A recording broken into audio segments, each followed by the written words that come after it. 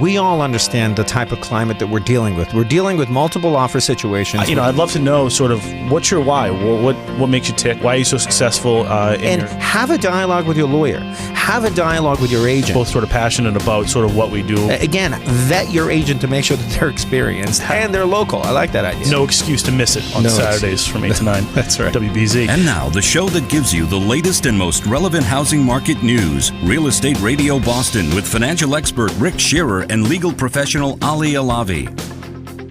People watch all these shows on TV and think it's just really easy to go in there and they've got the clock and we'll be out of this in 3 weeks and it's not that easy and there's a lot that goes into it. But what you guys have decided to do is join up with people that have an interest in potentially redeveloping homes. Basically, what the program allows is the opportunity for someone who's interested in getting into redevelopment, but maybe they just don't have all the pieces of the puzzle. They don't have the funding available, or they're having a really hard time finding a great project that's going to end up making some money for them. So what we have done is create a program that provides them with their first opportunity to rehab. So we actually will provide them with an opportunity for them to project manage. And then we hold their hand throughout the process. And in addition to that project management experience, we give them the opportunity to go through a series of sessions with us, basically soup to nuts on the rehabbing business, so they can understand what goes into it and what they need to be considering as they're getting their own business off the ground. And it is a lot of fun. The rehabbing business is hard work, but there's so much fun involved as well as you see the transformation. Well, it's hard work, but I think if it's done right, the upside is really limitless, right? Absolutely. I would assume, and again, I haven't done any of this, rehabilitation projects. So one of the things, because you can't lift a hammer. Well, but true. Call a spade a spade.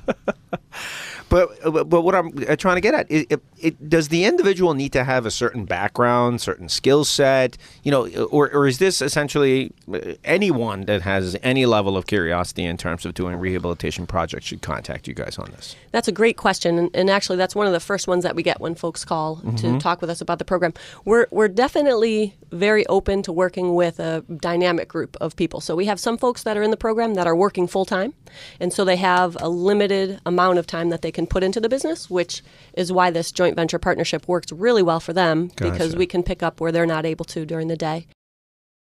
People often aren't familiar with or don't think about all of the different angles that they need to consider when developing either a plan or appointing people to stand in their shoes.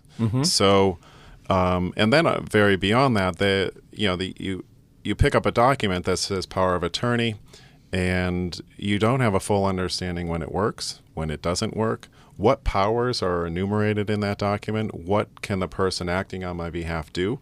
It's not uncommon that when new clients come into my office and someone's incapacitated and we're looking at trying to do a transaction, we can't do it.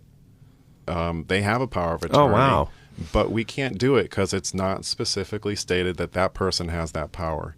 And it can be very frustrating for a spouse to come in and want to move their home over into their name alone because their spouse is going into a nursing home and we want to do some things.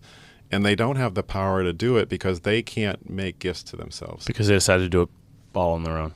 Or some attorneys might not have properly advised them as well. Right, because that's all you handle as a state. Let's talk about that for a quick second. That's all you essentially handle as a state matters, correct? Yeah, elder care, estate planning, and trust. Really structuring trust. Yeah, and that's the focus of our work.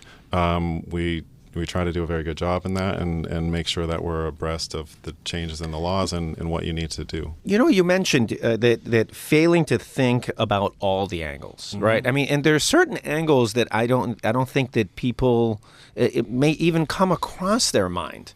I mean, some of the things like you were mentioning, digital passwords or digital assets that may be overlooked.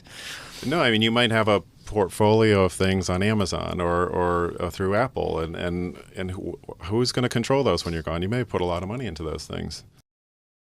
Los Niños is a Massachusetts-based public charity. We operate a small, free private school for very, very poor children in the Dominican Republic in a growing tourist area called Las Terrenas in the Northeast. We are also an all-volunteer organization here in the U.S., so we have no overhead, and we send 100% of the donations we receive directly to support Wow. children. That's Yeah. crazy. Phil, tell me a little bit about what was the genesis behind this school?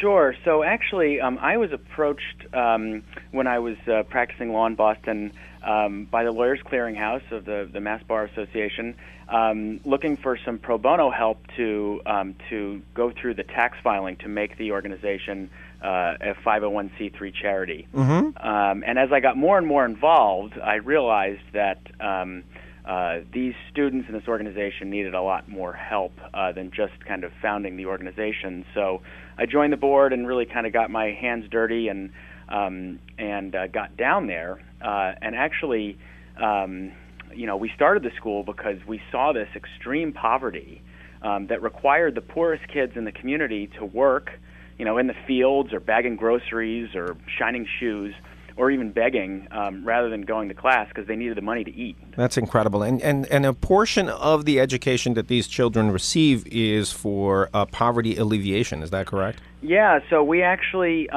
we really wanted to instill in these kids that what they have is something very special, that people who work really hard in this country are giving them time and money and energy to kind of get them out of this poverty trap that they're in. So in addition to the formal education that they get, they really learn a lot about their role in the community. They get basic health and dental care, like I mentioned, the food and mentoring and support. So some of our great success stories are actually when we see our students going home and teaching their parents how to read.